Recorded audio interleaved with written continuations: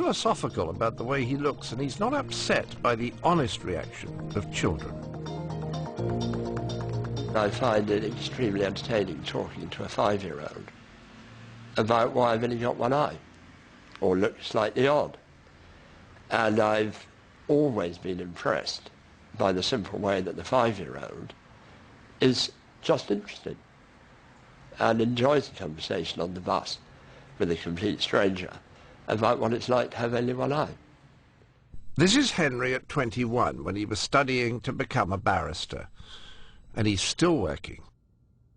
If I went in some absolutely extreme state, then it might be different. But certainly, having an eye removed, having the shape looking a bit odd, losing all the nerves and muscles in the left-hand side of my face, so that when I smile in a happy way, as I understand it, the right-hand side of my face moves, but the left hand doesn't move a bit.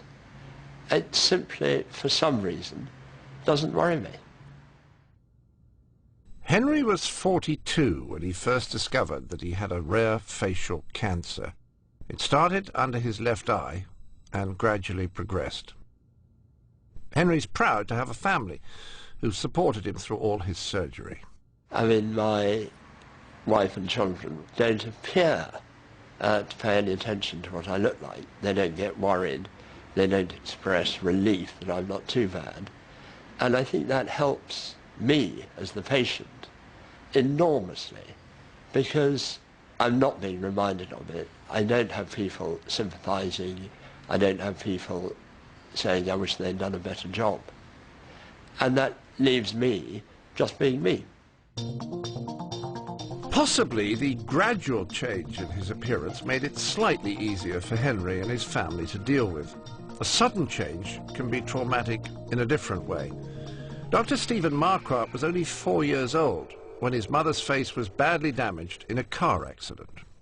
My grandmother and aunt just took me in, and actually, you know, I was walking ahead of them down the hallway of my grandmother's house, and my mother walked out of the bedroom she was staying in at the time, and her eyes were all bloodshot, her nose was squashed on her face, she had no upper teeth, her jaws were wired together, and her face was all cut and sutured up, and she looked like a monster, and I just about had a heart attack. I turned around, and then she mumbled, "Stevie," you know, hi, through her wired jaws, and I turned around and ran out of the room screaming, and I didn't trust my grandmother or my aunt or my uncles or anybody for several weeks after that. I wouldn't have anything to do with them.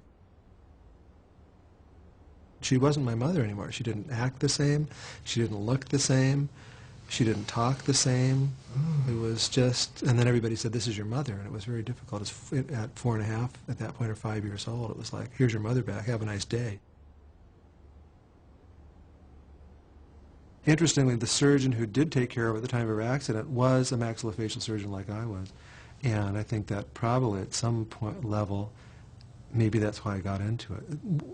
Life is a crazy thing. Crazy things happen, and sometimes you don't realize where you've been until you look in your rearview mirror, you know. Stephen's childhood experience not only led him into a career as a surgeon, it also motivated his search for the rules of beauty, and he found his first clues in the writings of a Greek philosopher. Remember Pythagoras? The square of the hypotenuse of a right-angled triangle is equal to the sum of the squares of the other two sides. Thank you, Elizabeth. Yes, him. He claimed not only to quantify or to understand the secret or the code of beauty, he claimed to see beauty in the universe. That's a pretty big statement. I'm looking for beauty in the face. He says he found it for the universe. That's pretty amazing. What Pythagoras realized is that plants and animals grow according to fairly precise mathematical laws. It's not just chance that flowers unfold in beautiful patterns, and the Greeks found the patterns were based on a particular geometrical ratio. But it wasn't until the Renaissance that an Italian did the maths. He figured out that the key to beauty was the ratio of 1 to 1.618.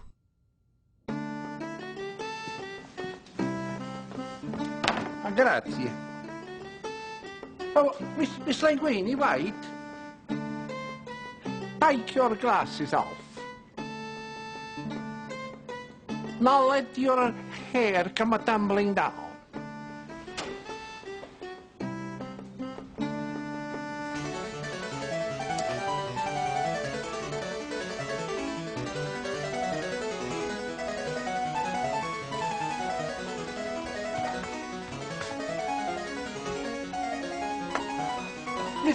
Queen, you're beautiful.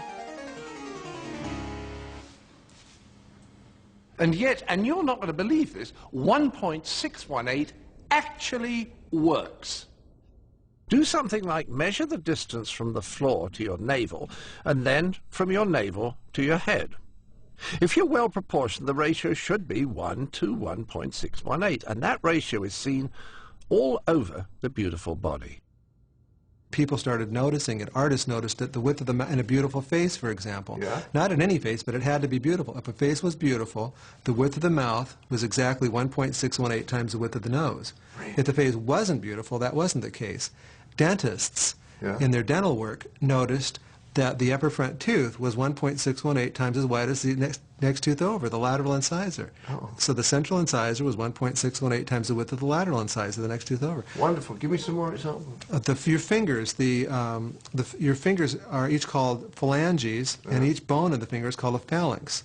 And the phalanx that's the closest to your knuckle here is 1.618 times the phalanx that's in the middle, and that's 1.618 times the length of the phalanx at the end, which is your fingernail.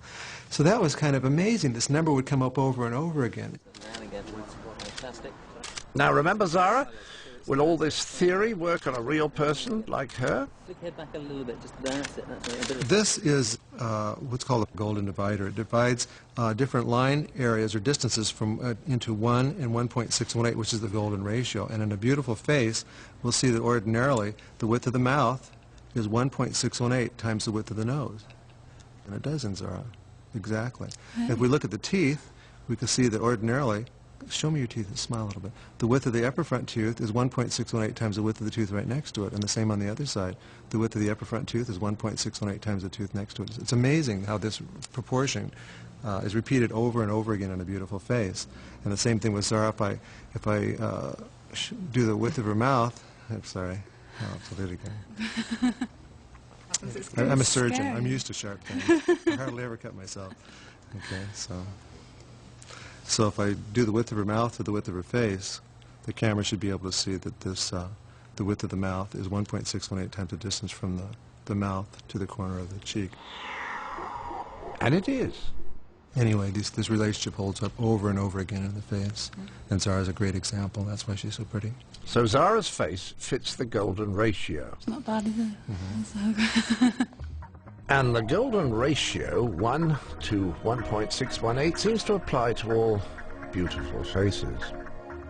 Now, this idea that maths can explain a beautiful face, any beautiful face, has been taken even further by Stephen Marquardt.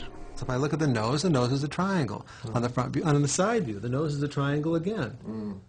And in a beautiful face, the sides of the triangle are 1.618 times greater than the base. And from a triangle, you can build a pentagon. What's the most attractive configuration of the face, the most attractive expression? Smiling. Yeah. When I smile, Oh! you start to see the pentagons yes, here. I do. There. Okay. It's the